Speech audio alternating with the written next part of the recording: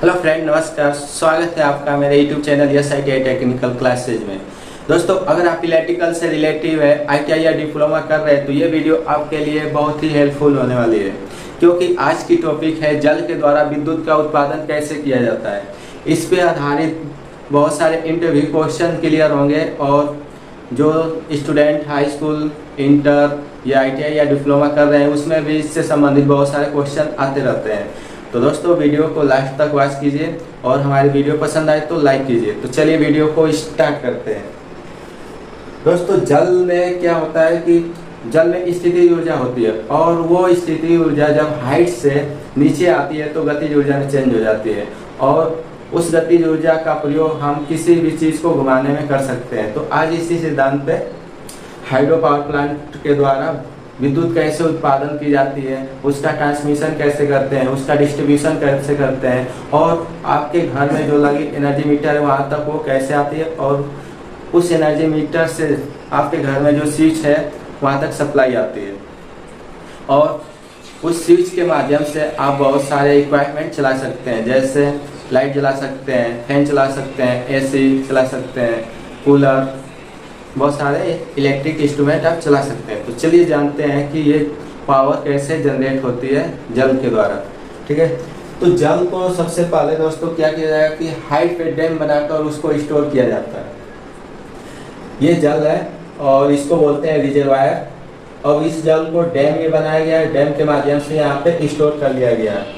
अब इस स्टोर किए हुए जल को आगे ये कंक्रीट की बनी नालियों के माध्यम से आगे भेजा जाता है वाल हाउस तक। ये वाल हाउस है और यहाँ पे वाल हाउस के माध्यम से आगे ये पेनस्टॉक कंड्यूट होती है जो स्टील की बनी होती है, उसके माध्यम से टरबाइन तक पहुँचाया जाता है। और वो जल टरबाइन पे जब आता है तो उसकी ब्लेड से टकराकर क्या करता है कि टरबाइन को ब्लेड को घुमा देता है और टरबाइन की ब्लेड से जो है टरबाइन की शाफ्ट जुड़ी होती है और उस शाफ्ट को कपलिंग के माध्यम से अल्टरनेटर के शाफ्ट को कनेक्ट किया गया है। जैसे ही टरबाइन की शाफ्ट घूमती है, अल्टरनेटर की शाफ्ट भी घूमने लगेगी और पावर जनरेट हो जाएगी।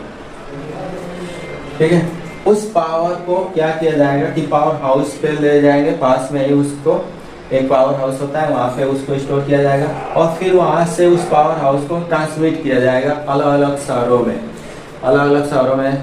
ठीक, अब ये ट्रांसमिशन के लिए आप देखे होंगे अपने आसपास बहुत सारे लंबे लंबे जो टावर्स होते हैं उनके माध्यम से उस पे केबल के माध्यम से जो पावर है वो ट्रांसमिट होती है।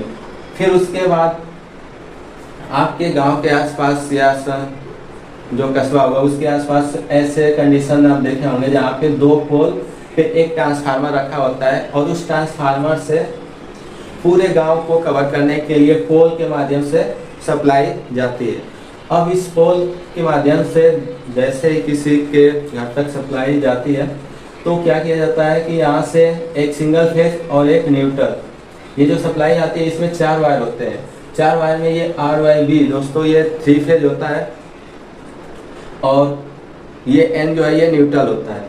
तो आपको सिंगल फेज की आवश्यकता पड़ती है। तो सिंगल फेज के लिए क्या करेंगे, इन तीनों में से कोई एक वायर से कनेक्ट कर देंगे और दूसरा इस न्यूट्रल से, तो वो सिंगल फेज सप्लाई होगी और उस सिंगल फेज में 220 वोल्ट सप्लाई आती है। अब ये 220 वोल्ट की सप्लाई आप क्या करते हैं कि अपने घर में जो एनर्जी मीटर लगी होती है वहाँ तक लाते हैं और फिर वहाँ से एनर्जी मीटर से जाता है डिस्ट्रीब्यूशन बोर्ड तक जो आपके घर में लगा होगा और फिर उस डिस्ट्रीब्यूशन बोर्ड से अलग अलग जो स्विच होंगे वहाँ तक जाएगी सप्लाई और स्विच से फिर जो भी इंस्ट्रूमेंट चल रहे होंगे जैसे fan, light, cooler, fridge, AC जो भी आप यूज कर रहे होंगे अपनी सुविधा के लिए वहाँ तक सप्लाई जाती है। तो अब इसको घुमाने के लिए क्या किया गया, यहाँ पे वाल्व होता है। इसका काम होता है कि जब इधर से पानी आता है तो उसको कंट्रोल किया जाए और ये सर्ज टैंक है। इसका काम होता है कि जब इधर से इस तरह पानी आए उसको स्टोर कर ले। सपोज डायरेक्ट आपका जो है इधर का सिस्टम हेल्दी है और सही तरीके से चल रहा है, अचानक क्या हुआ कि उस पर पावर बढ़ा, तो पावर बढ़ाने के लिए हमें यहाँ पे अधिक पानी की आवश्यकता पड़ेगी क्योंकि इसको तेजी से घुमाना पड़ेगा और वो पानी के लिए अब क्या किया जाएगा, यहाँ पे वाल्व को खोला जाएगा। तो वाल्व खोलने में कुछ टाइम लगता है, तो उससे पहले क्या किया जाए कि ये सर्ज जो टैंक है वो क्या करेगा कि इस जो भी एक्स्ट्रा पानी की आवश्यकता है उसको वो प्रोवाइड करेगा। फिर जैसे ही हमारा वाल्व ये खुल जाएगा तब तक वो कंट्रोल हो जाएगा। और फिर अगर वो लोड हमारा घटता है, इस साइड अगर लोड घटता है तो हमें यहाँ पानी की कम आवश्यकता पड़ेगी। तो पानी की कम आवश्यकता पड़ेगी तो ये वाल्व बंद करेंगे, तो वाल्व बंद करने में कुछ टाइम लगेगा।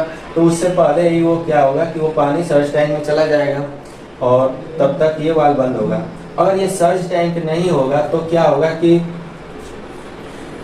अगर हमें यहाँ पे कम पानी की आवश्यकता है और ये सर्ज टैंक नहीं होगा, उस टाइम क्या होगा कि ये पानी आएगा, ठीक है, और इस ये जो पेन स्टॉक जो कंड्यूट है इस पे हैमर के द्वारा उसको डिस्टर्ब कर सकता है, तोड़ सकता है। तो इसलिए सर्ज टैंक का प्रयोग किया जाता है। तो दोस्तों हमारी वीडियो कैसी लगी? अगर अच्छी लगी हो तो प्लीज़ लाइक कर दीजिए और हमारे चैनल को सब्सक्राइब कर लीजिए, क्योंकि अगर हम जैसे ही कोई नेक्स्ट वीडियो है इलेक्ट्रिकल से रिलेटिव अपलोड करते हैं तो उसका नोटिफिकेशन आपको जल्द से जल्द मिल जाए।